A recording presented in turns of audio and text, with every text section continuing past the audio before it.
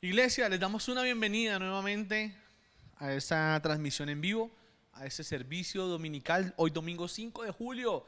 El Señor bendiga sus vidas, les dé un feliz domingo y un feliz inicio de semana. Amén, bendecimos sus vidas, bendecimos esta mañana preciosa con ese sol tan bonito que se nos ha regalado. Qué alegría y qué bendición poder compartir y disfrutarlo en familia. Amén. Bendito sea el nombre de Jesús. Quiero empezar esta transmisión contándole una historia. Una historia que transcurrió en el siglo XIX, por allá en el año 1847. Amén. Nació un niño, el menor de 7 hermanos. Su padre era maderero, trabajaba la madera, tenía una distribuidora, un almacén de maderas. Su madre fue profesora, pero ya se había jubilado o había tenido que retirarse a causa de la maternidad. Este hombre del que le quiero hablar es el menor de 7 hermanos. Cuando él nació, 3 de sus hermanos mayores ya habían muerto. Amén. Los otros 3 hermanos con los que él iba a contar más adelante tendrían 14, 16 y 18 años. Es decir que esta mujer, la señora Nancy, la esposa del señor Samuel, iba a empezar nuevamente una maternidad, iba a empezar nuevamente una crianza después de 14 años, después de 3 pérdidas, después de 7 embarazos, todos vivos, pero que algunos murieron después del parto y algunos murieron en el transcurrir de su infancia.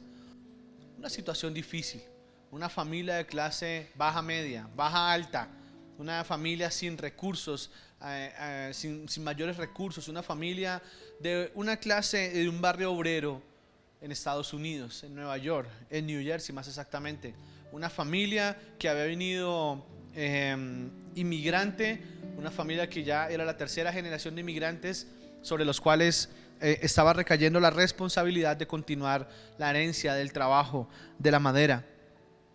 Este niño, cuando nació con ciertas características físicas. Su cabeza era muy grande, su cabeza era enorme, su cuerpo era demasiado flaco.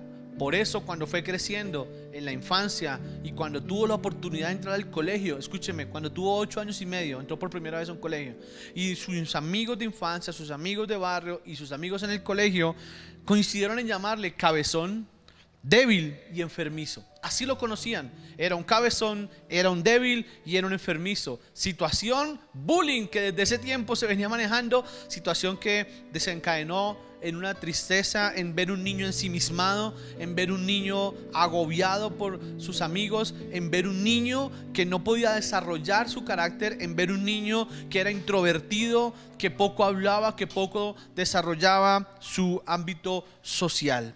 Cuando tuvo 8 años y medio y fue llevado al colegio, aparte del bullying que tenían sus compañeros sobre él, un profesor un día decidió llamarlo que era un alumno estéril e improductivo.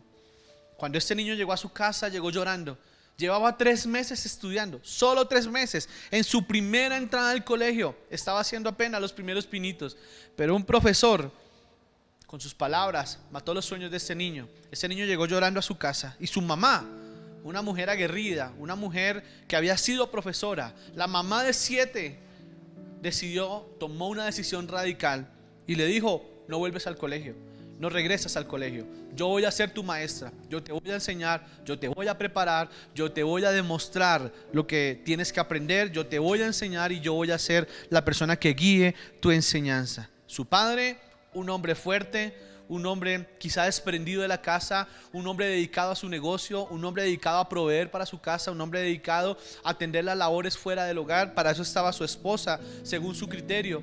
Y era un hombre que era fuerte con sus hijos y sobre todo con el menor. Este hombre ya era un hombre mayor, era un hombre que pasaba los 50 años y estaba volviendo a ser papá, estaba iniciando nuevamente su paternidad. Cuando este niño tenía 8 años, su papá iba casi llegando a los 60. Era un hombre duro, era un hombre que no tenía consideración con este niño. Y en algún momento, dice la historia, abro comillas, mi padre pensaba que yo era un tonto y yo casi creía que era verdad, que podía llegar a ser un idiota.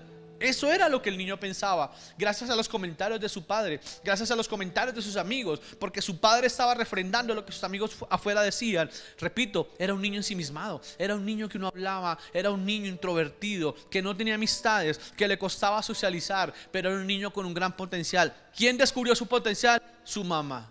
Su mamá tomó la vocería. Su mamá decidió empezar a defender lo que con tanto dolor parió. Su mamá decidió empezar a defender lo que ella tanto amaba. Su hijo menor, el cubita, el menor de los 7, el menor de la familia, el bebé de la casa, que finalmente era descuidado por sus hermanos y por su papá, pero nunca por su mamá. Su mamá decidió emprender una batalla académica con su hijo. Decidió empezar ella a enseñarle a leer. A los 9 años, 6 meses después, el niño ya leía solo. Y su papá, viendo la motivación del niño de leer solo, empezó a darle una motivación. Empezó a motivarlo con dinero para que leyera libros solo. Y el niño, cada vez que terminaba una lectura, recibía 10 centavos de parte de su papá. Era mucho dinero en ese momento.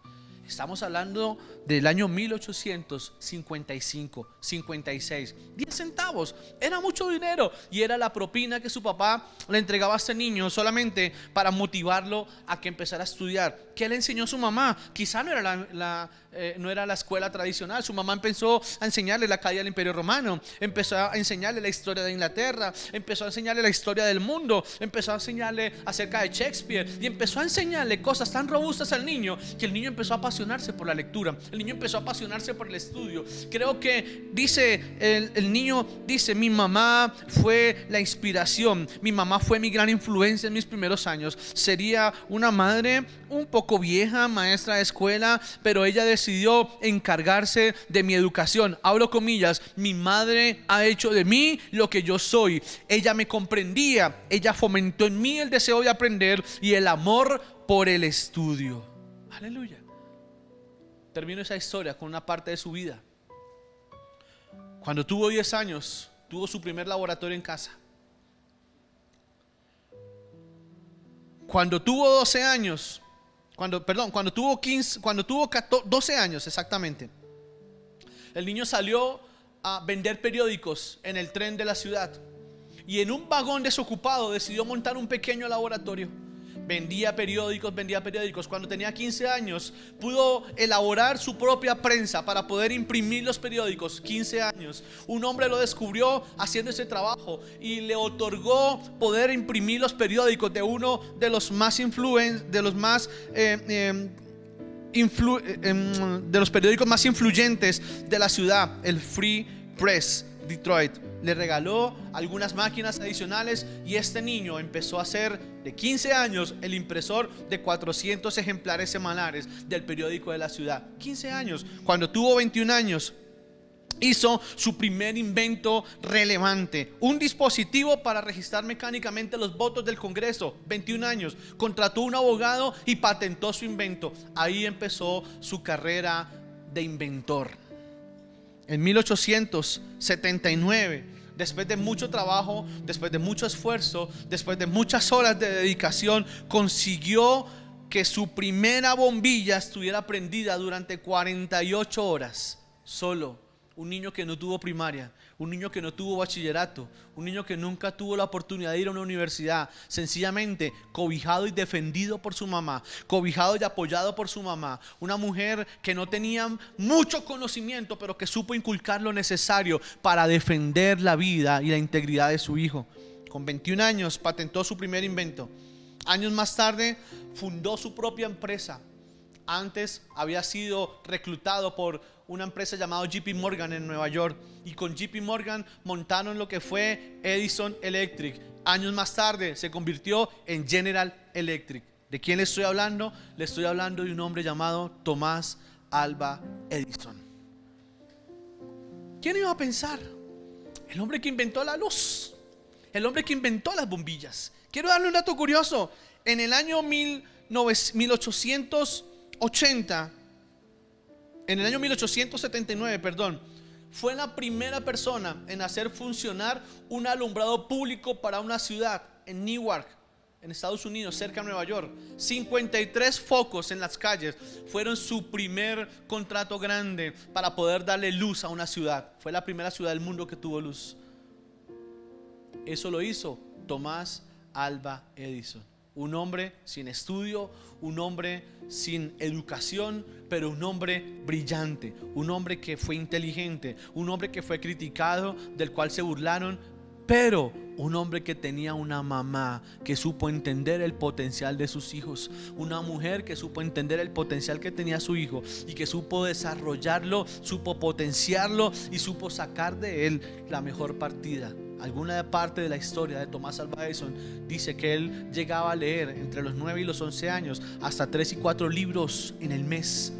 ¿Qué niño hoy lee 3, 4, 5 libros en un mes? ¿Qué niño lo hace? Casi ninguno.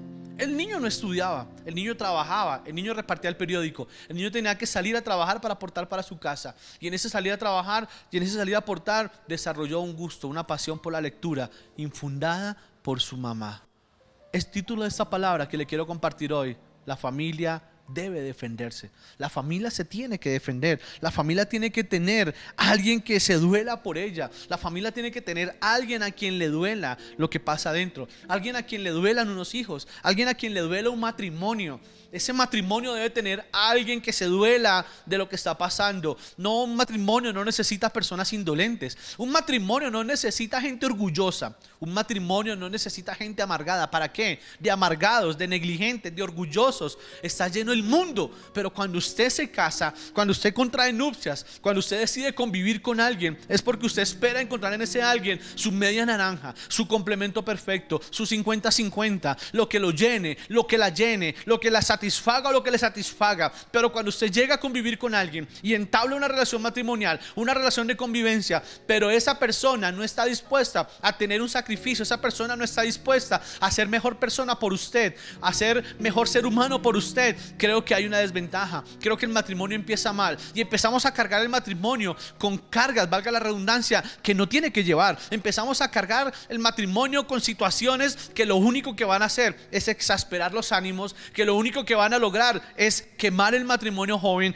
que lo único que van a lograr es hacer que las personas pierdan la motivación de seguir trabajando y de seguir motivando este matrimonio. Ahora, los matrimonios hoy necesitan alguien que los defienda. Los matrimonios hoy necesitan alguien que se duela de ellos. Los matrimonios hoy necesitan hombres y mujeres que estén dispuestos a pelarse el cuero, como decimos popularmente, que estén dispuestos a dar una batalla, que estén dispuestos a batallar, que estén dispuestos a doblar sus rodillas, que estén dispuestos a sacrificar, a cambiar, porque la palabra dice que el amor todo lo puede. Esa persona que a usted dice que lo ama, esa persona que a usted dice que la ama, es porque está dispuesta a hacer un cambio por usted, está dispuesta a sacrificar algo por usted. Pero la persona que dice: es que yo soy así, es que así me conoció, es que nada me va a cambiar, esa persona ¿cómo demuestra amor si no está dispuesta a cambiar? Esa persona ¿cómo puede demostrar amor si no está dispuesta a hacer algo por quien ama? Aun cuando hay hijos, nosotros de padres no podemos pretender que nuestros hijos sufran lo que sufrimos. Nosotros como padres no podemos pretender que nuestros hijos, en ese argot diciendo: es que ellos tienen que saber lo que se tiene que sufrir, entonces vamos a ponerlos a sufrir y vamos a ponerlos a pasar necesidades y vamos a ponerlos a pasar situaciones engorrosas y situaciones vergonzosas solo con el ánimo retrógrada de quizás pensar que es que ellos tienen que sufrir y vivir para que puedan aprender lo que es la vida. Creo que lo pueden hacer de otra manera. Creo que lo pueden hacer con un testimonio. Creo que lo pueden hacer con una forma de vida. Creo que lo pueden hacer con el ejemplo de un papá y una mamá, porque hay un dicho que dice que las palabras convencen, pero el ejemplo arrastra. Usted puede ser de palabras, usted puede ser de dichos, pero sus palabras y sus dichos no valen más que sus hechos, que sus actitudes y que su ejemplo de vida y testimonio de vida diario que usted pueda mostrarle a su esposo, a su esposa o a sus hijos. La familia tiene que defenderse. La familia se defiende. La familia hoy necesita personas que desde adentro empiecen a trabajar en pos de mejorar la familia. La familia hoy necesita personas que desde adentro empiecen a dolerse de lo que está pasando, empiecen a dolerse de lo que se está sufriendo. La familia hoy necesita personas que desde adentro empiecen a capacitarse, empiecen a estudiar, empiecen a orar, empiecen a tener un tiempo con Dios, empiecen a tener meditación de la palabra, pero que logren hacer un cambio en la familia desde adentro, desde adentro. ¿Sabe? Les quiero dar un ejemplo rápido. Estuve indagando. Tengo un hermano que es arquitecto. Y alguna vez le preguntaba cómo se va a construir el edificio. Y él decía, primero hay que socavar el terreno. Hay que socavarlo. Hay que abrir un hueco muy grande. Y en ese hueco muy grande tienen que ir los pilotes. Escúcheme, los pilotes de una construcción siempre van por dentro de la construcción. Los pilotes de un edificio van por dentro del edificio. No van por fuera, van por dentro.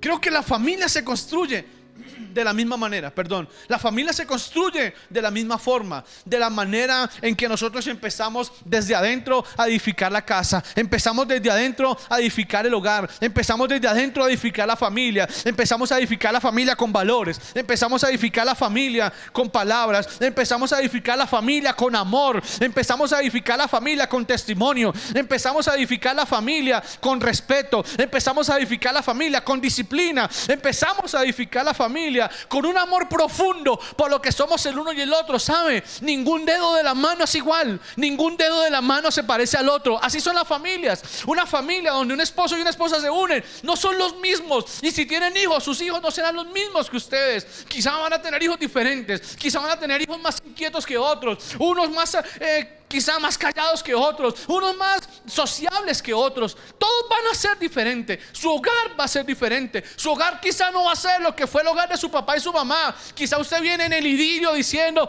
quiero ser como el hogar de mi papá y mi mamá. Pero quizá su hogar sea diferente, porque estamos en una contemporaneidad diferente. Estamos viviendo una etapa del mundo, de la vida diferente. Estamos viviendo un momento de la vida diferente. Y quizá hoy los hogares tengan otra connotación, tengan otro contexto, pero la esencia será la misma. Pero la esencia la formamos nosotros y la formamos desde adentro. Desde adentro. La familia, escúcheme muy bien esto. La familia debe convertirse en el eje protector de todo ser humano. El primer ente llamado a defenderlo a usted se llama su familia. El primer ente llamado a defender los niños se llama la familia. El primer ente llamado a defender a ese esposo preocupado por una economía, preocupado por una quiebra, preocupado por un negocio que no arranca, ese ente llamado a proteger, una mamá, una esposa que es abnegada, una esposa que lo entrega todo, una esposa que vino de un maltrato, una esposa que vino de quizá vivir una situación en familia, papá, mamá, una familia disfuncional, una ausencia paterna. Su familia, su esposo debe estar llamado a ser el primer ente protector de esa persona. Nosotros como familia somos llamados a ser el primer ente protector de nuestro entorno. Soy yo como papá, soy yo como esposo el primer llamado a proteger mi esposa y mis hijos. No tengo que esperar que otros lo protejan de afuera. Yo no tengo que esperar que venga el pastor X, Y o Z a proteger mi casa cuando es mi deber hacerlo. Yo no tengo que esperar a ver quién viene a sacar la cara por mis hijos, porque para eso tienen un papá que los protege. Yo no tengo que esperar a ver quién saca la cara por mi esposa, porque para eso tiene un esposo que la cuida. No tengo que llamar. No tengo que esperar a ver quién saca la cara por mi mamá o mi papá, o esperar quién de pronto les da un mercado a mi papá o mi mamá, porque pobrecitos, es que ellos están allá, porque para eso tienen hijos que los pueden honrar. Ese es nuestro deber, amados. Somos nosotros los llamados, el primer círculo llamado a proteger la familia. La familia debe convertirse en el primer eje protector de todo ser humano. La primera muralla que nos debe cuidar se llama la familia. La primera muralla que el Señor extiende a nuestro alrededor se llama la familia. La primera muralla que el Señor levanta a favor nuestro para protegernos y para cuidarnos se llama familia.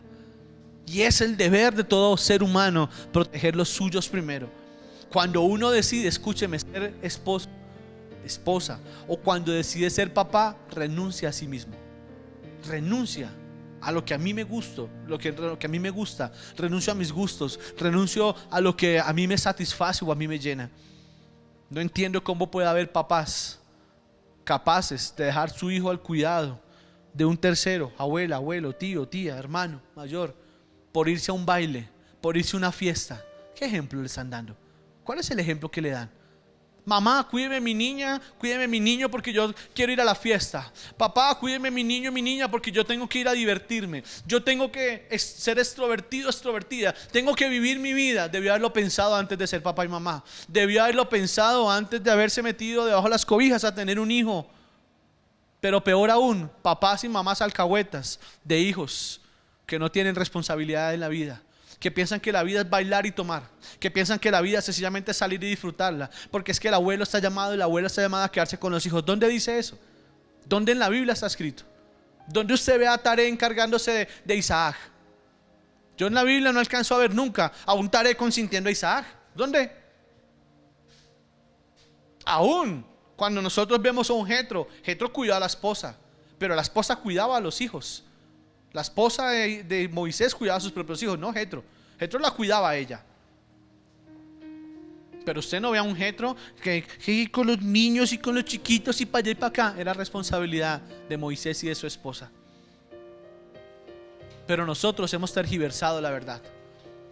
Y quizá a veces nos volvemos padres alcahuetas, de hijos irresponsables, de hijos que no tienen la noción de lo que significa ser familia, de hijos que no tienen la noción de lo que significa ser papá o mamá, de hijos que no tienen la noción de lo que significa tener la responsabilidad de una paternidad o una maternidad, de hijos que piensan que simplemente por darle una pensión a un bebé, a un niño, de hijas que piensan que por darle la comida, de pagarle un arriendo o de pagar algo, entonces ya con eso suplen lo necesario. Mamá, hágase cargo de mi hijo, papá, hágase cargo de mi hijo, ustedes son como papás también de mis hijos, entonces ustedes cójanlo y ustedes ayúdenme y formen mientras yo bailo, mientras yo vivo, mientras yo viajo, mientras yo hago. ¿Dónde está escrito eso? Cuando los niños son abusados, o cuando los niños crecen en un ambiente hostil, y cuando los niños y las niñas crecen en la casa de los primitos, de las primitas, el primito adelantado, la primita adelantada, la primita que a los 10 años aparentemente es una niña pero ya tuvo relaciones sexuales, o el primito que aparentemente es un niño pero que a los 8, 9 o 10 años ya veía pornografía.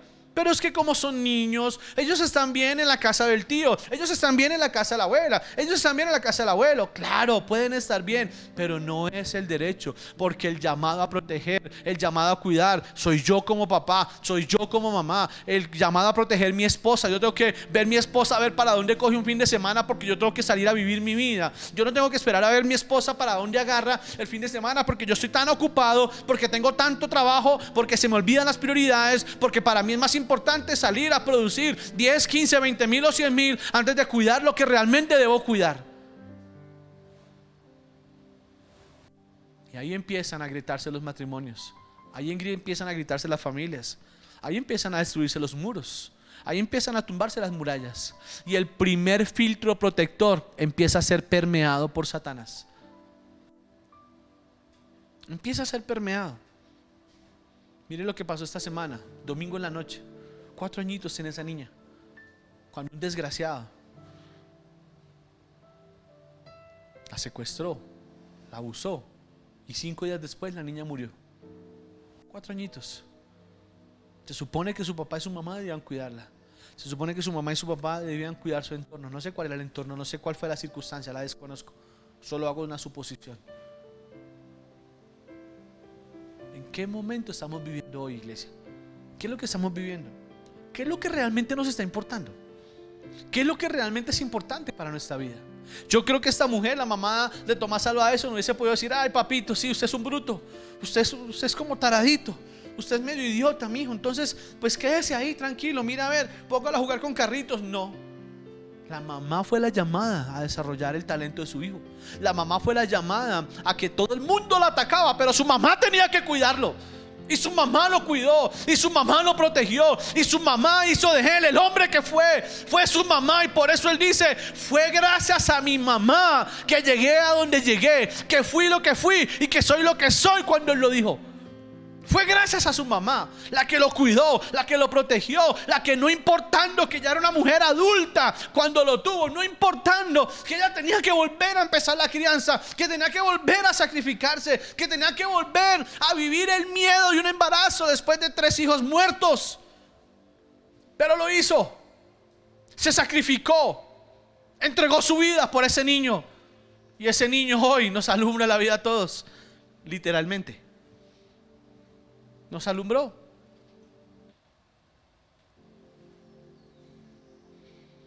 El primer filtro ante el mundo. Y sobre todo debe convertirse en inspiración para apalancar lo que seremos en el futuro. Se llama familia. La familia debe ser inspiración. La familia debe ser el filtro primario en el cual nosotros preparamos a nuestros hijos para enfrentarse al mundo. Somos nosotros como familia. Es nuestra responsabilidad hacerlo. No es responsabilidad de pensar que tenemos ya hijos de 15, 16, 17. Usted ya está grandecito, usted está maduro, mirar qué hacer con su vida. No tiene la noción. No tiene la noción, no tiene la capacidad de hacerlo. Pero a veces nosotros pensamos que las cosas deben ser ligeras. Y somos nosotros, la familia, el filtro, el primer filtro para el mundo. ¿Quién debe enseñarle sexualidad a la niña? ¿Quién es? La mamá. ¿Quién debe enseñarle sexualidad al niño? ¿Quién es? El papá. Y si no hay papá, pues la mamá cumple las dos funciones. Y si no hay mamá, pues el papá cumple las dos funciones. Pero nosotros en familia somos los llamados a hablar de sexualidad primero con nuestros hijos. Somos nosotros llamados a mostrarle los peligros del mundo a nuestros hijos. Nosotros tenemos esa primera responsabilidad y no podemos evadirla, no podemos quitarla, no podemos entregarla, no podemos hacer una subrogación de esa responsabilidad. Somos nosotros. Somos nosotros. Y vemos muchos casos de papás jóvenes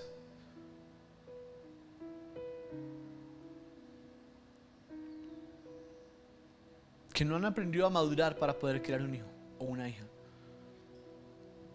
que todavía viven de fábulas y cuentos, que siendo papás todavía piensan que tienen derecho a tener 15 años para salir a disfrutar el mundo. Creo que ese derecho lo entregamos el día que decidimos ser papá o mamá. Ese derecho, escuche, es que yo tengo derecho. No, mi derecho lo entregué el día que fui a un altar. Ese día entregué mi derecho en el altar. Ese día renuncié a mi derecho. Y ese día renuncié, como dice la palabra, la predicábamos anoche en las parejas, renuncié a morir a mí mismo.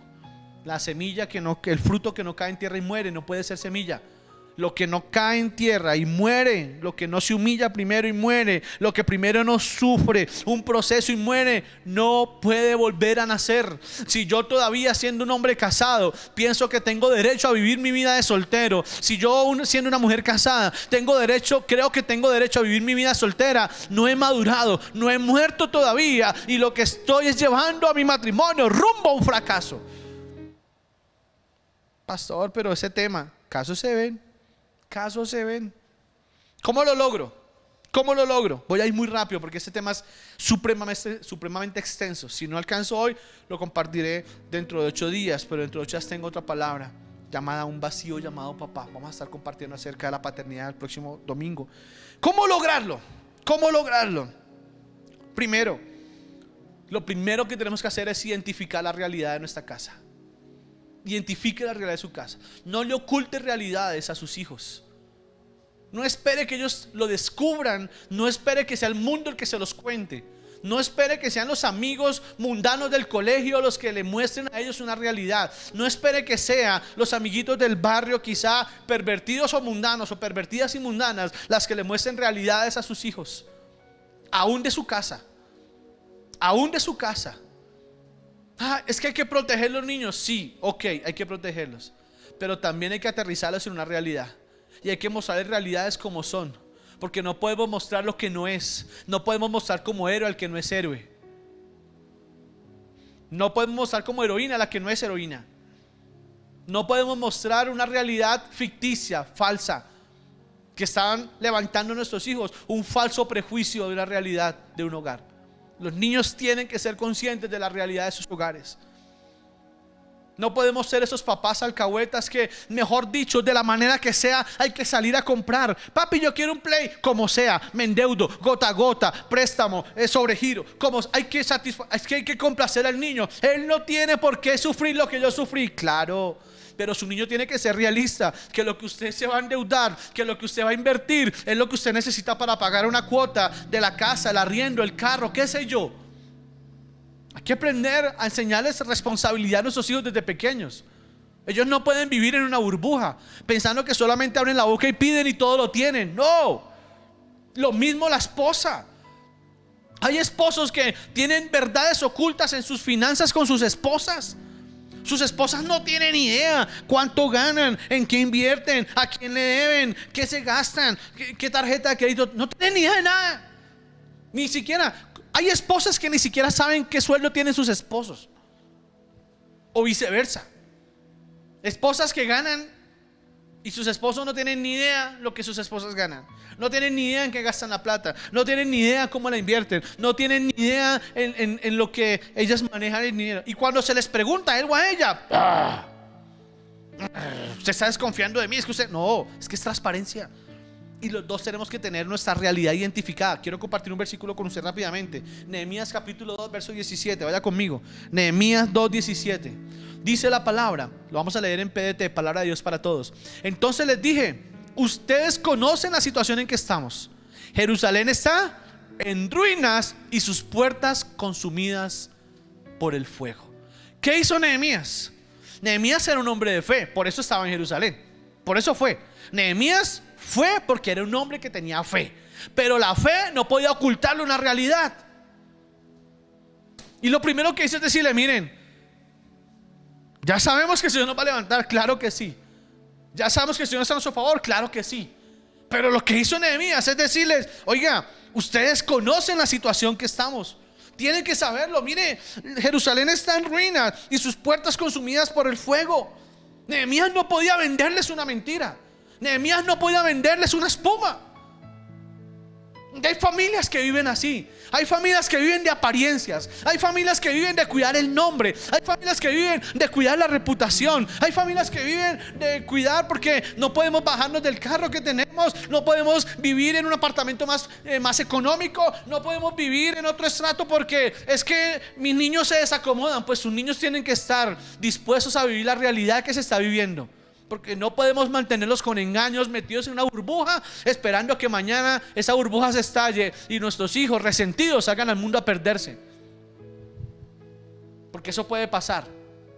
Cuando nuestros hijos, cuando nuestro esposo, cuando nuestra esposa no conoce la realidad, cuando viven en burbujas, porque hay esposos que viven en burbujas, porque hay esposas que viven en burbujas, porque hay esposas y esposos que no conocen la realidad del matrimonio, no conocen la realidad de la economía, no conocen quizá que el esposo y la esposa están quebrados, pero viven en una vida ostentosa, en una vida que no pueden sostener, una vida de pura apariencia, puro follaje, pura higuera con hojas, pero nada de fruto. Ya lo hemos predicado muchas veces. Nehemías les aterrizó en una realidad. Jerusalén está en ruinas y sus puertas están consumidas por el fuego. Cuando decidimos afrontar realidades en nuestra familia, lo primero que debemos trabajar es que sea una realidad aterrizada de lo que hoy vivimos en casa. Es que se van a traumatizar los niños. De pronto sí. Pero tenemos que pedir al Señor sabiduría para que nuestros hijos también entiendan qué es lo que está pasando. Siempre debemos cuidarle la espalda a nuestra pareja. Eso es verdad. Y es una realidad que debemos hacer siempre. Pero también, si nuestros hijos crecen, tienen que ser conscientes de la realidad de lo que es su papá y de lo que es su mamá. Cuando por tiempo quizá lo hemos estado ocultando, los niños tarde que temprano se van a dar cuenta. Quizá los niños no son ajenos a ver una mamá llorando demasiado, a ver una mamá frustrada, triste, amargada. Los niños no son ajenos a eso. Pensamos nosotros que los niños son niños, pero creo que tenemos niños hoy con un chip muy adelantado, que conocen una realidad perfectamente y que pueden tener la madurez para afrontar una realidad, así sea difícil, que nosotros querramos ocultarles. No ocultando nada, no tapando, no queriendo cubrir las faltas y el pecado, sino realidades y sabiendo dónde estamos parados. Porque a veces vendemos realidades equivocadas y hacemos ver como héroe el que no es héroe, y hacemos ver como heroína la que no es heroína. Segundo, construya un lenguaje afirmativo con su familia. Construya un lenguaje afirmativo, un lenguaje motivacional sobre su familia. Aquí no estamos hablando de ser coach, nada. pero sí tengo que tener un lenguaje motivacional con mis hijos. Sí tengo que tener un lenguaje motivacional con mi esposa. Si mi esposa me dice, mi amor, es que estoy muy corta, mi amor, estás divina. Eso es motivacional. A mí me gustas así. Yo te veo hermosa, te ves divina. Si yo le digo a mi esposa, mi amor, mira esa barriga, mi amor, eso no es nada. Eso desaparece rápido. Motivacional. Un mensaje afirmativo, un mensaje donde podamos mostrarle las bondades de caminar con Cristo, un mensaje donde podamos mostrarle la realidad de caminar con Dios, un mensaje donde podamos nosotros afirmarlos, darles palabras de ánimo. El día que llegó y perdió el examen, mi amor, perdiste uno, pero vas a estudiar, puedes hacerlo mejor. El día que quizá llegó bajoneado, bajoneada porque en el trabajo le fue mal a la esposa, al esposo, y en lugar de nosotros tenerle cantaleta, poder tener una palabra de ánimo, tener una palabra que lo levante, que la levante, tener una palabra que lo motive, una palabra que le dé aliento, una palabra que le haga sentir que aunque en el trabajo lo ignoren, en el trabajo lo menosprecien, la menosprecien, en la casa sigue siendo importante. Mi amor, allá no te valoran, pero eres lo más importante de mi vida después de Dios. Quiero decirte que admiro tu capacidad, admiro tu inteligencia. Qué bonito es eso. Qué bonito cuando hay palabras motivacionales sobre la pareja o sobre los hijos, aún sobre los padres. Porque hay hijos que viven con padres que tienen muchos problemas, viven frustrados y son hijos apáticos, hijos que no tienen un abrazo, hijos que no tienen una palabra de afecto, hijos que no siquiera saben en la depresión que viven muchos papás, hijos que viven por allá en la nebulosa pensando que todo es perfecto y que lo único importante es su mundo. Quiero decirles que no. El mundo de sus papás también es el suyo y tiene que interesarles y tiene que usted estar pendiente de lo que pasa entre su papá y su mamá. No sea egoísta, no sea inmaduro. Ya me pregunta de vez en cuando, mamá, ¿cómo están con mi papá? Papá, ¿cómo están con mi mamá? ¿Cómo está la situación en la casa? ¿Cómo es la realidad de la casa? Pero hay adolescentes que viven pensando bobadas. Ay, hoy no tengo likes. Ay, es que la vecinita me hizo. Y lloran y se deprimen por eso. Pero lo realmente importante no. Hombre. Yo recuerdo mucho un día que mi mamá me sentó y me dijo: necesito que estudie de noche. Mamá, necesito que estudie de noche. La situación en la casa no es la mejor y necesito que usted trabaje y se sostenga. Yo recuerdo que tenía 17 años. Ok, mamá. Ya así fue. Fui el único de mis hermanos que estudió de noche. Me pagué la carrera. Recuerdo que mi papá me dio un empujón en el primer semestre. De ahí para allá la pagué completa. Con cheques devueltos, con tarjetas de crédito sobregiradas, con sobregiros, con sobrecupos, con lo que quiera. Pero ahí la pagamos. Pero aprendí eso. Aprendí a que las realidades de la casa no pueden ser ocultas. Aprendí a que las realidades de la casa tenemos en la casa que tener un lenguaje motivacional, un lenguaje positivo. Si mis hijos llegan porque en el colegio los maltrataron, porque en el colegio les dijeron, no es necesario que les caigamos encima. Pero es que antes se ha demorado. Es que usted también se lo. No, ¿por qué? Ya lo maltrataron fuera, ¿lo vamos a maltratar dentro? Ya afuera le dieron palo, ¿vamos a darle palo adentro también? En lugar de levantarlo, ser nosotros los que lo levantemos. ¿Sabe qué? Con mis hijos a veces hacemos eso. Mi amor, vea, usted se equivocó, pero yo sé que usted lo puede hacer mejor. Pero es que la profesora, sí, la profesora, pero mi amor, usted tiene que reconocer su error. Reconozca que se equivocó. Hágame el favor, reconozca sus errores. Ya me pide una disculpa. Yo sé que usted lo puede hacer. Usted es un gran niño, usted es una gran niña, usted es un gran joven. Hágame el favor, hermano, ponga la cara, hágalo así. Pero yo sé, papá, yo le he creado, yo sé que usted lo puede hacer. Una palabra de motivación. Pero en la casa. Qué bueno es escuchar en la casa. Qué bueno es un papá diciéndole a un hijo: te felicito. Papá, ocupé el 5º puesto. Mi amor, te felicito, lo puedes hacer mejor. Bendigo tu esfuerzo. Papá, no me fue tan bien, no te preocupes, vas a hacerlo mejor. Puedes llegar a ser el mejor. Vamos a trabajar en eso. Vamos a apoyarte, vamos a orar. ¿Qué necesitas? ¿Cómo te apoyo? ¿Qué hago? Pero somos expertos en caer encima. Somos expertos en sacar errores de los errores. Somos expertos en terminar de exprimir el poquito ánimo que queda después de un apabullante día por fuera de la casa. Llegamos a la casa esperando una motivación y lo que encontramos es ¡pah!, al piso. Podemos tener realidades complejas, pero siempre un lenguaje de afirmación en la casa. Un lenguaje de afirmación. ¿Sabe que hoy está de moda algo? Y me viene eso a la cabeza.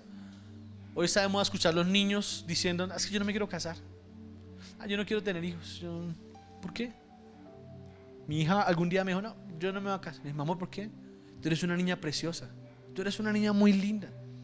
Tú eres una niña, mi amor, que Dios ama. Dios va a darte un esposo precioso. Dios va a darte un esposo que te ame, que te respete. ¿Por qué no, mi amor?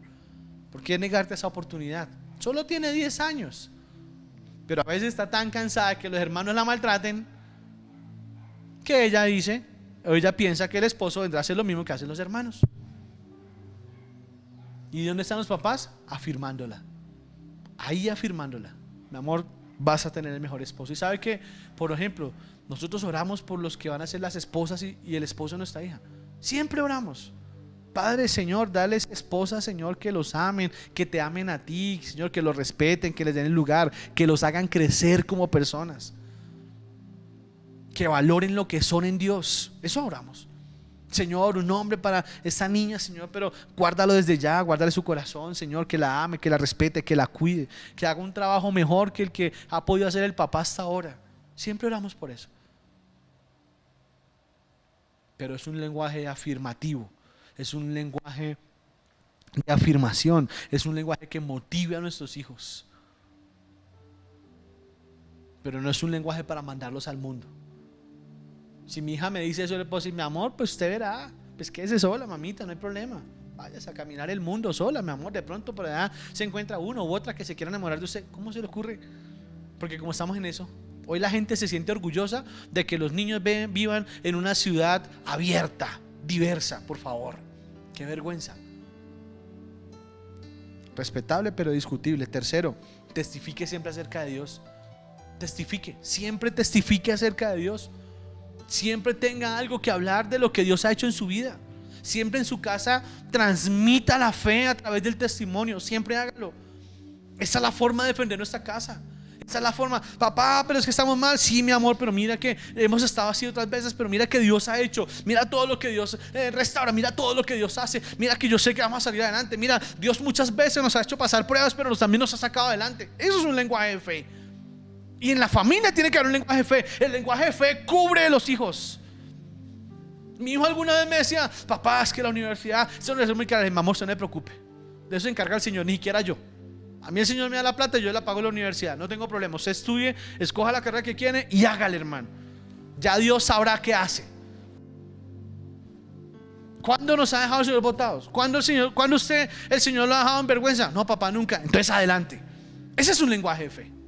Ese es un lenguaje de fe. Y ese lenguaje de fe tiene que estar siempre latente en la familia, siempre latente en la casa, porque el lenguaje de fe levanta murallas, el lenguaje de fe protege la casa, el lenguaje de fe cubre el hogar, el lenguaje de fe sirve para que nuestros hijos y nuestra esposa, nuestro esposo, nuestro hogar entienda que aunque pasemos momentos difíciles, siempre hay un Dios que está listo y presto a levantarnos. Aleluya.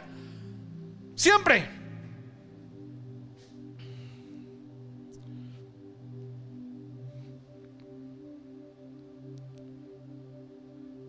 Nehemías capítulo 2, verso 18.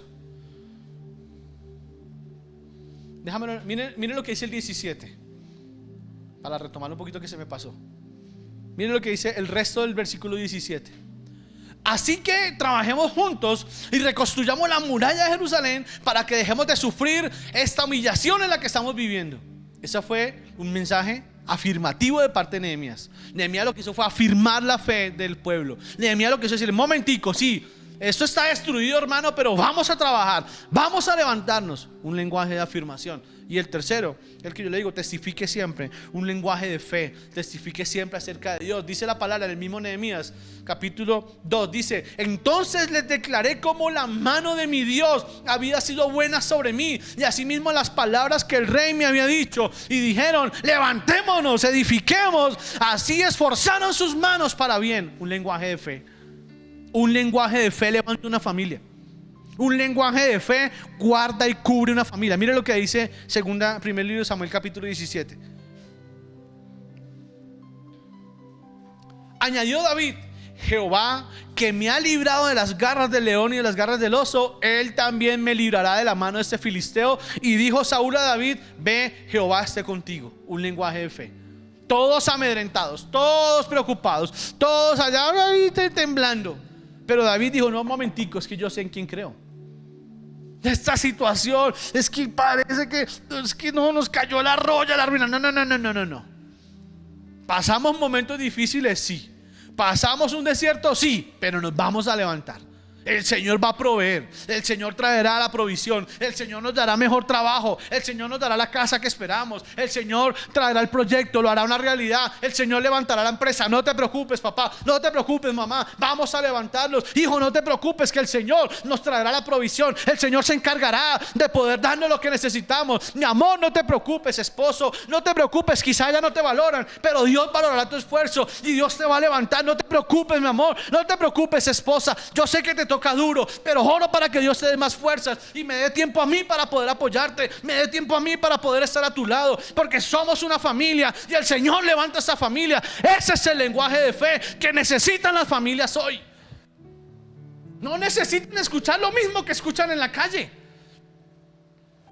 Si mis hijos o mi esposa, mi esposo dicen: qué miedo, coronavirus, ahora qué hacemos, no, guardémonos, no vamos a salir. Protejámonos, pero estamos guardados. Mire lo que dice la palabra. La palabra dice: ninguna plaga. Perfecto, gloria al Señor. Un lenguaje de fe. Un lenguaje de fe. Papá, es que la universidad está muy difícil. No, mi amor, hágale que usted puede.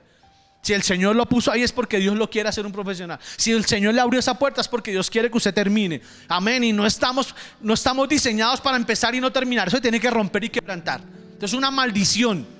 Amén, que hay sobre la vida de muchos que empiezan y todo lo dejan a la mitad. 2, 3 carreras y toda la mitad. No, Señor, ¿dónde está eso? ¿Qué es eso? ¿Qué es eso? Empezó medicina, rico la medicina, un semestre, 2 semestres, 30 millones. Lo mío no es la medicina, lo mío es el derecho. Derecho, 2, 3 semestres, hay que leer mucho. Lo mío es la ingeniería. Yo voy a ser ingeniero. Ya perdió 5 semestres. Perdió media carrera probando. Y los papás: tranquilo, papito, tranquilo, mamá. Sí, no, yo lo entiendo, por favor. Hay que tener un lenguaje de fe. No para despilfarrar, de fe. De fe y de afirmación. Hable acerca de las proezas que Dios ha hecho. Hable acerca de las maravillas que Dios ha hecho en su vida. Siempre testifique de lo que usted ha logrado al caminar con Dios. Testifíquelo. Cuando sus hijos digan: no, papá, si pasa la etapa difícil, mi amor, yo también pasé por lo mismo. Yo viví lo mismo. Yo entiendo lo que usted está viendo, pero porque lo entiendo le puedo decir: Dios está con usted, Dios lo va a levantar, Dios va a hacer una obra grande. Tranquilo, tranquila, espere, mire, confíe en el Señor, que el Señor de esta nos saca, del Señor de esta lo va a sacar, cualquiera sea la situación. Pero use un lenguaje de fe en su casa para levantar las barreras, para levantar los muros, para levantar esa protección de la casa. Papá, mamá, mire, mi hija hace un tiempo me dijo: no, papi, tengo miedo, estoy muy asustada. Yo veo las noticias y veo que están violando muchas niñas y están abusando de muchas niñas. Yo tengo mucho miedo. No, mi amor, tú eres una princesa del Señor.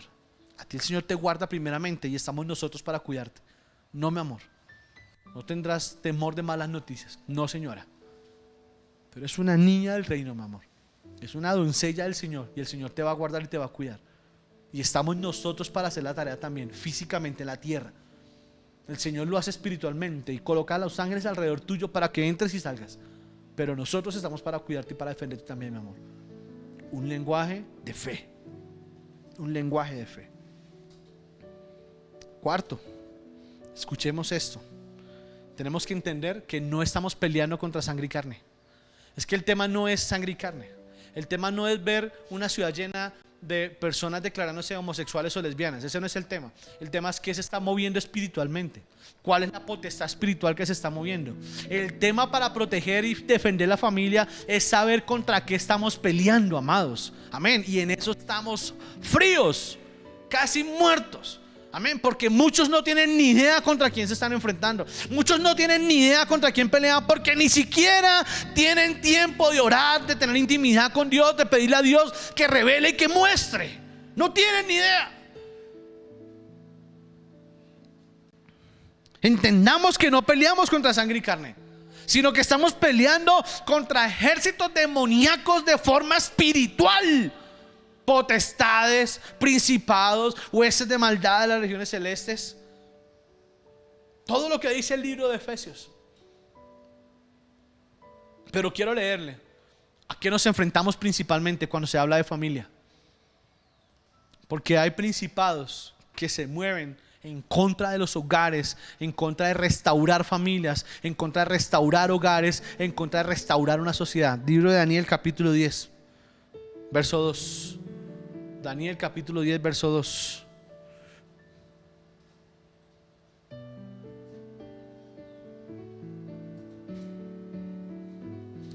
En aquellos días yo, Daniel, estuve afligido por espacio de 3 semanas. Triste. En otras versiones dice estuve triste, estuve llorando por espacio de 3 semanas. No comí manjar delicado, ni entró en mi boca carne ni vino, ni me ungí con ungüento, hasta que se cumplieron las 3 semanas. Entró en un tiempo de ayuno. Entró en un tiempo de oración y ayuno. Cuando estuvo afligido, cuando estuvo deprimido, Daniel entendió que el tema no era la situación física que él vivía, sino que tenía que haber un trasfondo espiritual. Verso 12, perdón. Verso 12. Entonces me dijo, ya el ángel se revela, el ángel de Jehová se revela a Daniel. El ángel se aparece, le muestra y le dice: mira, aquí tengo un mensaje para ti. Dice la palabra, verso 12. Entonces me dijo: Daniel, no temas, porque desde el primer día que dispusiste tu corazón a entender y a humillarte en la presencia de tu Dios, fueron oídas tus palabras, y a causa de tus palabras yo he venido. Aleluya. Qué lindo es ver esto. Escúcheme. Desde el primer día, devuélvelo por favor.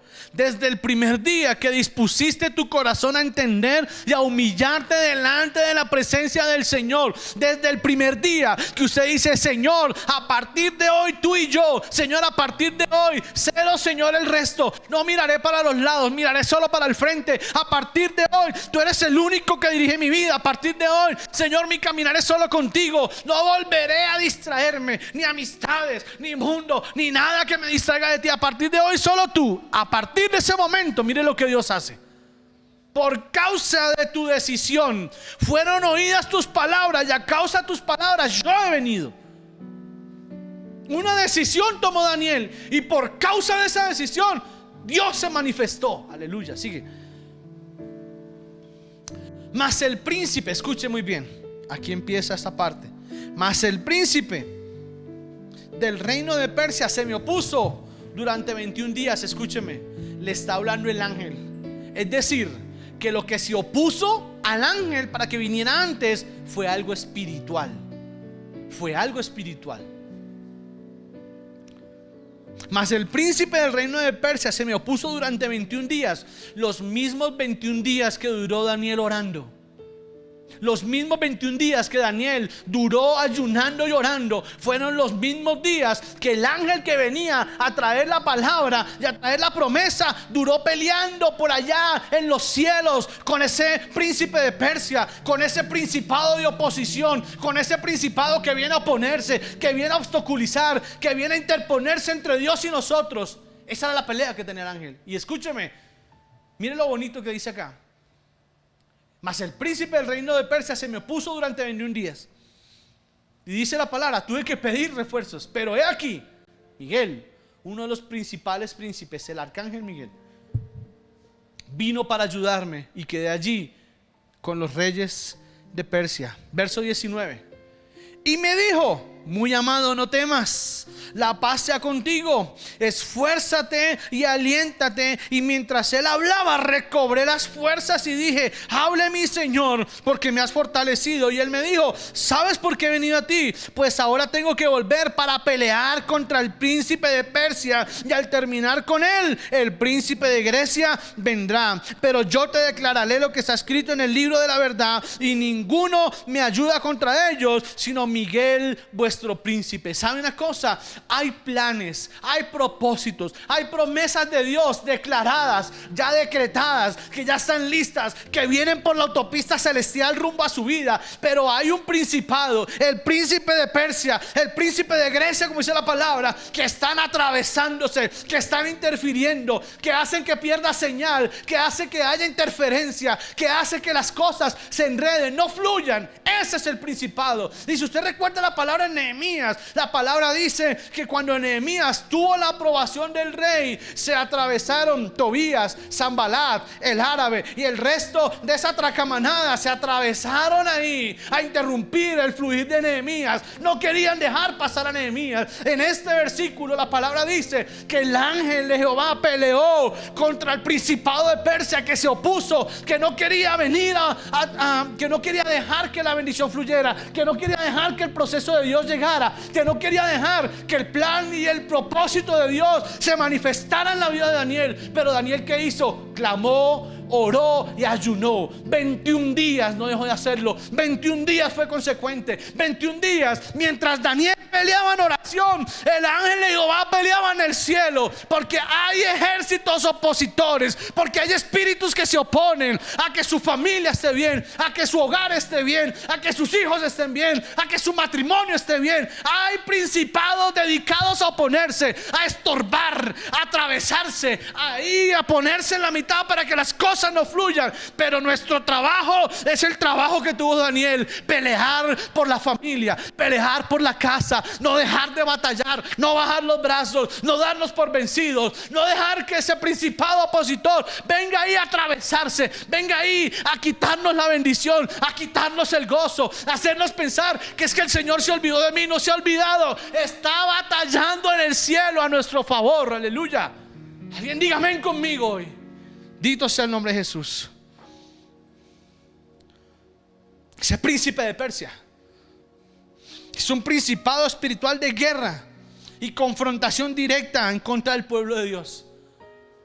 Ese príncipe de Persia tiene su ejército de demonios ahí preparado, listo a pelear en contra suya y en contra mía, en contra del pueblo de Dios. Se opone al cumplimiento de las peticiones y opera interfiriendo el trabajo de la revelación en la vida del creyente. Escúchenme muy bien eso. Opera interfiriendo el trabajo de revelación en la vida del que cree. Así opera ese principado. Recuerde que hay oraciones que nosotros tenemos que hacer guerreando y peleándola. Hay que pelear la batalla. Es que no es solamente cuidar a los niños ahí, dejándolos bien vestidos. Hay papás que se preocupan más por el tapabocas que por orar por los hijos. Ay, la bufanda, no, póngale la bufanda, porque es que la bufanda y el gorrito y la chaquetita. ¿Por qué no ora? Para orar si no. Para orar si no. Se preocupa porque el niño no se tomó la sopa. Ay, no se tomó la sopa. Pero no se preocupan por orar. Por eso sí no se desesperan. Ahí sí no salen corriendo al médico. ¿Para qué? Y en el matrimonio pasa exactamente lo mismo. Tenemos un principado de oposición en contra del matrimonio hoy, en contra de las parejas, en contra de las familias. Y escúcheme, ese mismo principado, escúcheme lo que le voy a decir, ese mismo principado que se opone a las familias, a los hogares, a los matrimonios, es el mismo que se opone a que las generaciones puedan ser multiplicadas. Una cosa es que sea por temas de salud, ok, pero otra cosa es que sea por temas de decisión propia. Estamos coartando las generaciones. Estamos cortando las generaciones. Y la palabra dice que Satanás vino a robar, a matar y a destruir. Roba la esperanza, mata la generación y destruye lo que viene por delante en nuestra generación.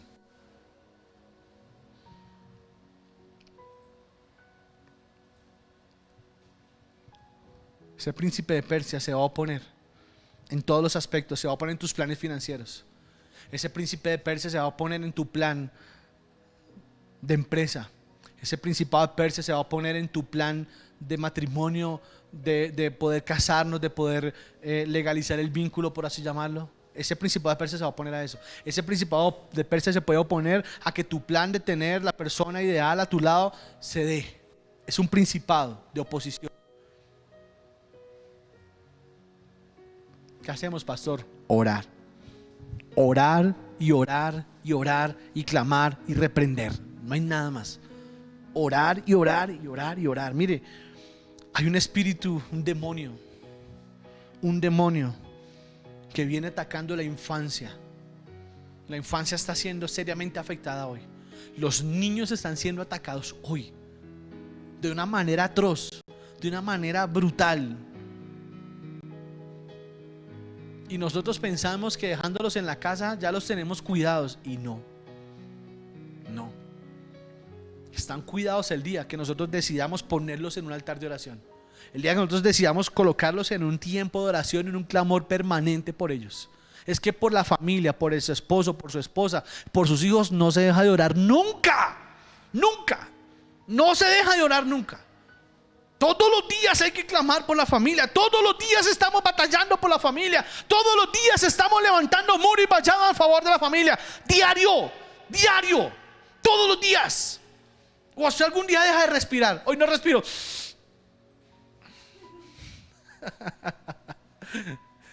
Tengo que respirar. Y oramos como respiramos. Todos los días. Constantemente hay que estarlo haciendo. Ese demonio se llama un demonio llamado Moloch. Escúcheme muy bien eso. La Biblia nombra a Moloch en muchos aspectos, en muchas partes, pero principalmente en atacar, matar la vida de los niños. Moloch era una deidad filistea. Y le voy a explicar cómo funcionaba Moloch. Las personas, cuando querían que Moloch se manifestara, Moloch significa aquel que reina. Este término es un término fenicio y designaba el sacrificio de los niños recién nacidos y pequeños. Moloch es el demonio que aprueba el aborto, por ejemplo. Es un demonio. Eso no es un derecho, es un demonio. Escúcheme muy bien. Es el que ataca a los niños. Es el demonio que patrocina la destrucción de la infancia. Se llama Moloch. ¿Cómo funcionaba en ese tiempo? Tenía una estatua de esta manera y tenía su boca así abierta, y así los brazos así extendidos, así, y la boca así abierta. Y la gente se montaba, porque eran estatuas muy altas, se montaba y cogían los niños y los colocaban en los brazos para que los niños rodaran y cayeran en la boca y cayeran en lo profundo de la estatua. En el fondo de la estatua había siempre fuego, y los niños tenían, la costumbre era que los niños cayeran vivos entre el fuego y fueran quemados vivos. Y para la costumbre fenicia, entre más gritara el niño, más adulado se encontraba el demonio. Por eso dice la palabra que los niños no sean entregados al fuego, ni sean puestos bajo el fuego. Mire lo que dice la palabra. Levítico 18:21. Y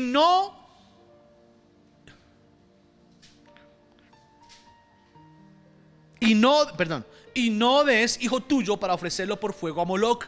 No contamines así el nombre de tu Dios, yo Jehová. Mire lo que dice 21, por favor, leámoslo rápido.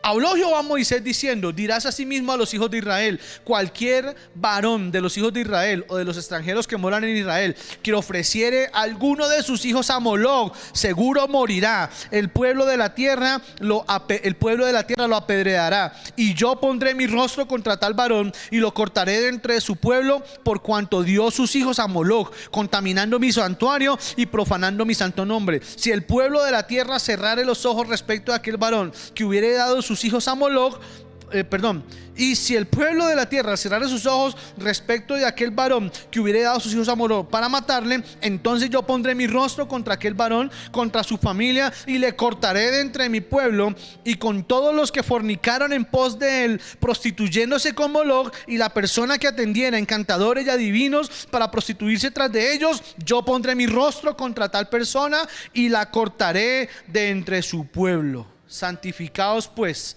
y sed santos, porque yo Jehová soy vuestro Dios.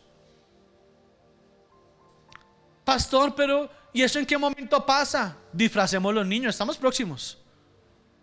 Eso es entregar a los niños a un demonio llamado Moloc. Es entregarlos en sacrificio. Porque si usted recuerda, todo lo que hay detrás de esa tradición es diabólico, es satánico. Cuando los niños tienen, por ejemplo, mire, cuando nosotros de forma irresponsable, o las personas que lo hacen, la gloria de separación no lo hacemos nosotros, y espero que nadie en la iglesia, pero de pronto tiene familia que lo haga, o yo lo he visto en la calle cuando lo hacen, y pasa uno un domingo 5 o 6 de la tarde, y los papás después de un partido de fútbol se quedan tomando, y los niños corriendo alrededor de la mesa jugando con ellos. Qué vergüenza eso.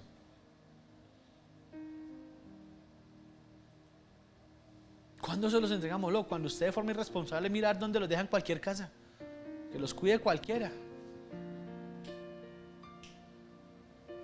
Eso es una deidad llamada Moloc. Cuando no quieren que los hijos nazcan, cuando quieren que el aborto se patrocine, cuando el aborto funciona para como está funcionando hoy, hay un demonio llamado Moloc detrás de todo esto. Es algo diabólico. Hay otro demonio llamado Baco, B-A-C-O, Baco. Y es el demonio que cautiva a las personas y las hace adictas al alcohol. Este demonio era una deidad también fenicia, también de los egipcios, también de los romanos, de los griegos, que ellos invocaban para que los viñedos dieran buen fruto. Es el demonio del vino. En la cultura grecorromana se conoce como la deidad del vino, pero es un demonio, porque lo que hace es cautivar a las personas, hacerlas adictas al alcohol. Y termino diciéndole esto: ¿cómo más protegemos nuestra casa? Peleando contra el hombre fuerte. Mire lo que dice el libro de Lucas. Leamos Marcos, está bien, Marcos y Lucas ya en 5 minutos termino. Se nos fue el tiempo hoy. Volvimos a las viejas andanzas. Marcos 3, 27. Ninguno puede entrar en la casa del hombre fuerte y saquear sus bienes si antes no le ata, entonces podrá saquear su casa. Claro ahí. Pero Lucas lo habla diferente. Lucas lo muestra un poco más amplio. Mire lo que dice Lucas. Pero cuando viene otro más fuerte que él y le vence, le quitan todas las armas en que confiaba y reparte el botín. La palabra dice, eso fueron pasajes dichos por Jesús, hablando del hombre fuerte. Amén. El hombre fuerte es Satanás.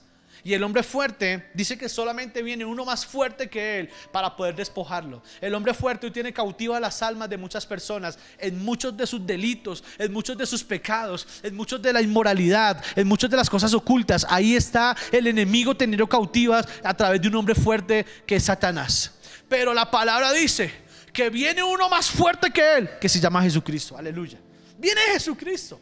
Amén. Usted puede tener problemas en su casa, su esposo, su esposa, sus hijos, su familia, su hogar. No sé qué problema tenga, no sé en qué estén metidos, no sé cuál sea la situación que los tenga agobiados, pero para ese fuerte, para esa fortaleza, para ese divorcio que lo quiere agobiar o la quiere agobiar, para esa quiebra, para esa crisis de familia, hay uno más fuerte, hay uno más poderoso, hay un gigante que está conmigo, porque más grande el que está conmigo que el que está en el mundo. Hay alguien que ya dio su vida, hay alguien que ya peleó la batalla, hay alguien que ya ganó una batalla por usted y por mí. Él es más fuerte que ese hombre fuerte. Pero la palabra dice, átelo. La palabra dice, dice, redúzcalo. Eso es lo que tenemos que hacer. Y en nuestra oración siempre peleamos, batallando contra el hombre fuerte, pidiéndole al Señor: Padre, te pido, Señor, ata al hombre fuerte, Señor. Ata toda potestad del demonio, ata todo plan de las tinieblas, destruye todo plan de las tinieblas, toda oposición, todo lo que quiera venir en contra de mi casa. Esa guerra espiritual hay que tenerla diaria. Todo espíritu inmundo de Moloch, todo espíritu inmundo de Bacó, todo espíritu inmundo de hombre fuerte que quiera venir a atacar mi casa, todo lo que quiera venir a pervertir mi hogar, en el nombre de Jesús,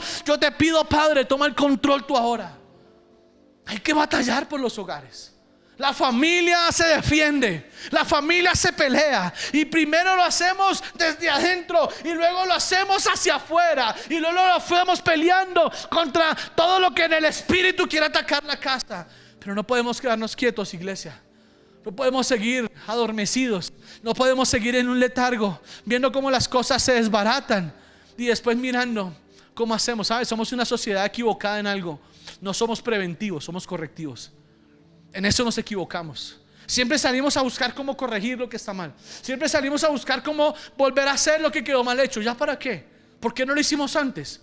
Porque hoy que tomamos esta palabra no empezamos a orar hoy, no empezamos a clamar hoy, no empezamos a reprender ese principado de Persia, ese principado de Grecia, ese espíritu de Moloch, ese hombre fuerte, todo demonio de concupiscencia, todo demonio de lascivia, todo demonio que quiera venir a entorpecer la enseñanza y el sano crecimiento de nuestros hijos, todo lo que quiera venir a estorbar mi comunión con mi esposo y con mi esposa, todo eso tiene que tumbarse. Todo lo que quiera venir a estorbar mi comunión con Dios. Mire que Daniel había hecho una oración y el Señor ya se la había respondido, pero en el camino la respuesta se vio peleada por el príncipe de Persia. Satanás se atravesó para impedir que esa respuesta llegara. Yo le invito a que si usted tiene una petición con Dios, no desmaye, no deje de orar, siga batallando, siga peleando, llénese de Dios, llénese de la presencia, llénese de fe, como hablábamos el domingo. Todo es fe en la vida y no podemos dejar de hacerlo, porque el día que bajamos los brazos, el enemigo toma ventaja. Termino diciéndole esto. Efesios capítulo 1 verso 19.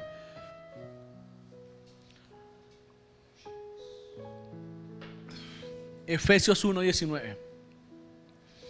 Y cual la supereminente grandeza de su poder para con nosotros, los que creemos, según la operación del poder de su fuerza, la cual operó en Cristo, resucitándole de los muertos y sentándole a la diestra en los lugares celestiales, sobre todo principado y autoridad y poder y señorío, y sobre todo nombre que se nombra, no solo en este siglo, sino también en el venidero, y sometió todas las cosas bajo sus pies y las dio por cabeza sobre todas las cosas a la iglesia, a la cual es su cuerpo, la plenitud, y de aquel que todo lo llena en todo. ¿Sabe? El Señor nos dio la potestad, el Señor nos dio la autoridad, el Señor nos entregó, Padre, nos entregó la autoridad para hollar serpientes y escorpiones, para poder batallar contra principados, porque su palabra dice claramente, y sometió, dice, sobre todo principado, autoridad y poder y señorío, y sobre todo nombre que se nombra no solo en este siglo sino en el venidero, y sometió todas las cosas bajo sus pies y lo dio por cabeza sobre todas las cosas. Se la dio a la iglesia, la autoridad se la dio a la iglesia, el poder se lo dio a la iglesia, pero la iglesia lo desperdicia, pero la iglesia no lo aprovecha, pero la iglesia no lo usa. Y el poder que el Señor nos entregó es para usarlo. El Señor nos entregó un poder para que lo pongamos por práctica y entendamos que debajo de nuestros pies es que tienen que estar, no por encima de nuestra cabeza, iglesia. Yo le animo a que usted lo haga. Yo le animo a que usted empiece hoy mismo a batallar. Yo le animo a que usted empiece hoy mismo a entender el propósito de aprender a guerrear por su casa. La familia se defiende, y si usted no es capaz de defender su familia, ¿quién lo va a hacer? ¿Quién lo va a hacer? ¿Quién lo va a hacer? Vamos a orar. Padre, oro esta mañana, Señor, dándote gloria y dándote alabanza. Padre, clamamos a ti esta mañana. Te pedimos, Padre del cielo, que te glorifiques. Te pedimos, Padre del cielo, que seas tú batallando, Señor, Padre celestial, en los cielos, en los aires, Padre celestial, y dándonos, Señor, autoridad y dándonos la potestad, Padre celestial, para nosotros tener las palabras precisas, Señor, para nosotros batallar en contra de todo principado, Señor, de todo potestad, de toda hueste de maldad, Señor amado. Yo te pido en el nombre de Cristo Jesús que seas tú glorificándote, que seas tú obrando, Padre celestial, sobre cada familia, que seas tú motivando, instando a las familias a clamar, instando a las familias a buscarte, instando a las familias, Señor, a tener tiempos de oración, a tener tiempos de guerra espiritual, Señor. Que perdamos el miedo a batallar, que perdamos el miedo a luchar, que perdamos el miedo, Señor, a pelearle a Satanás, nuestros hijos, Señor. Padre celestial, a Satanás que los quiere llevar a las drogas, a Satanás que los quiere llevar por el camino desviado, Señor. Padre, en el nombre de Cristo Jesús, hoy reclamamos nuestros hijos para Cristo, hoy reclamamos nuestro matrimonio para Cristo, hoy confesamos que solo Jesucristo, Señor, es el dueño y Señor de mi casa, es el dueño y Señor de mi matrimonio.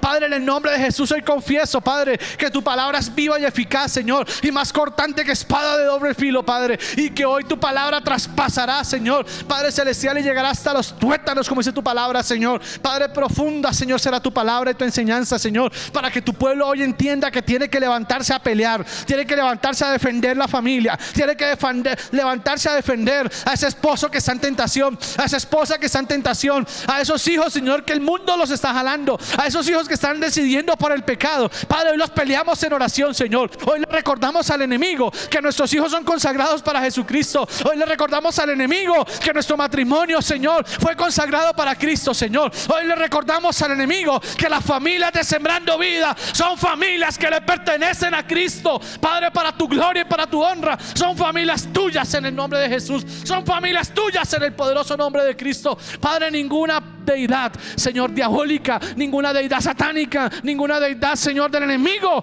podrá tener autoridad en este momento, Señor. Padre, le oramos, Señora, te oramos a ti, Padre, te clamamos a ti, Señor, Padre, y le ordenamos, Señor, Padre celestial, a todos esos demonios, quiten sus sucias y puercas manos de nuestra familia, quiten sus sucias y puercas manos de las finanzas, de las empresas, de los trabajos, de la salud, en el nombre de Jesús. Padre, confesamos la sangre de Cristo y la sangre del Cordero, Padre celestial, sobre cada familia, sobre cada hogar, Señor. Confesamos la sangre de Cristo, Padre celestial, Señor, Padre, sobre la iglesia, y le recordamos al enemigo que las puertas del Hades no prevalecen sobre la iglesia, no prevalecen contra la iglesia. Padre, tú nos diste autoridad, Señor. Yo tomamos esa autoridad, Padre, para, Señor, ordenarle, Señor, Padre celestial, a los demonios, Señor, y al infierno. Se cancela todo plan, se cancela, Señor, Padre, toda artimaña de Satanás, Señor amado, Padre, que esté siendo fraguada en el infierno, Señor. Hoy nos levantamos proclamando vida, hoy nos proclamamos levantando el orden divino, hoy nos levantamos proclamando el orden de Dios sobre los hogares, hoy nos levantamos proclamando, Señor amado, arrepentimiento sobre el que está en pecado, en el nombre de Jesús de Nazaret, Señor. Clamamos, Señor, clamamos, Señor, clamamos, Señor, y te rogamos por los hogares, Señor, te rogamos por los hogares, te rogamos por las familias, Padre, en el nombre poderoso de Cristo Jesús, Señor. Renueva las fuerzas del que no tiene ninguna, dale nuevas fuerzas al que no las tiene, Señor, al que las tiene menguadas, Padre, en el nombre de Jesús, para que esta guerra vuelva a comenzar, Señor, para que esta guerra vuelva a empezar, para que esta guerra vuelva a levantarnos los brazos, Señor amado, y entendamos, Señor amado, que peleamos y batallamos todos los días, Señor, en el nombre de Cristo Jesús. Amén, amén y amén. Bendito sea el nombre de Jesús.